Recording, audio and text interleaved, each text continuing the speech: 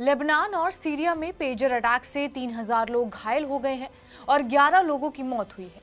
Lebanon में लगातार एक के बाद एक हमले से हिजबुल्लाह बौखलाया हुआ है। हमला इतना सुनियोजित था कि किसी को भी संभलने का मौका नहीं मिला। इस पूरे हमले में ताइवान की पेजर कंपनी को लेकर सवाल उठ रहे हैं। कहा जा रहा है कि इजराइल के मोसाद ने ताइवानी कंपनी से समझौता किया था, जिसके कारण हिजबुल्लाह को इतना नुकसान उठाना पड़ा।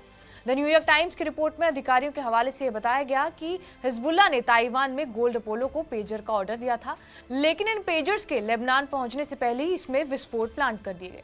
समाचार एजेंसी रॉयटर्स ने भी एक दूसरे सिक्योरिटी सोर्स से इस बात की पुष्टि की है। उन्होंने बताया कि ये ब्लास्ट पेजर AP924 मॉडल के थे। हालांकि शिपमेंट में 3 बाकी गोल्ड अपोलो मॉडल्स भी शामिल थे। अधिकारियों के मुताबिक यहां पर समय अनुसार दोपहर 3:30 बजे पेजर पर एक मैसेज मिला, जिसमें हिजबुल्लाह के नेतृत्व से आया हुआ ये लग रहा था। इसी मैसेज से विस्फोटक एक्टिवेट हो गए। लेबनान के स्वास्थ्य मंत्री ने मीडिया को यह बताया कि इन धमाकों से कम 11 लोग मारे गए और करीब 3000 लोग घायल हुए हैं। लेबनान ने इस हमले में इजराइल को पूरी तरह से जिम्मेदार ठहराया है। इस पूरे मामले में पेजर बनाने वाली कंपनी का भी बयान आ गया है।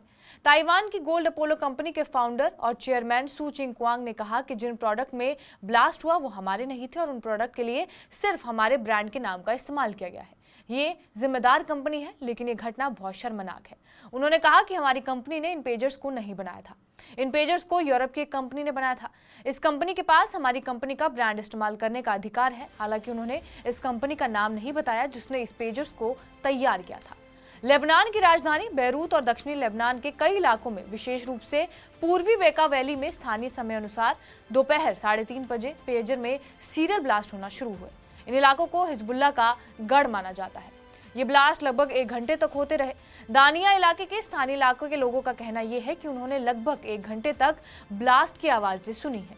पिछले साल 7 अक्टूबर को इजराइल पर हमले के बाद से ही हिजबुल्लाह के शीर्ष नेतृत्व में अपने लड़ाकों को कम्युनिकेशन के लिए मोबाइल या इंटरनेट के बजाय पेजर के इस्तेमाल करने का आदेश दिया था। इसके पीछे वजह यह है कि इजरायली सेना और मोसाद लगातार हिजबुल्लाह के लड़ाकों की लोकेशन ट्रैक कर रही थी, लेकिन यही पेजर हिजबुल्लाह के लिए काल साबित हुए।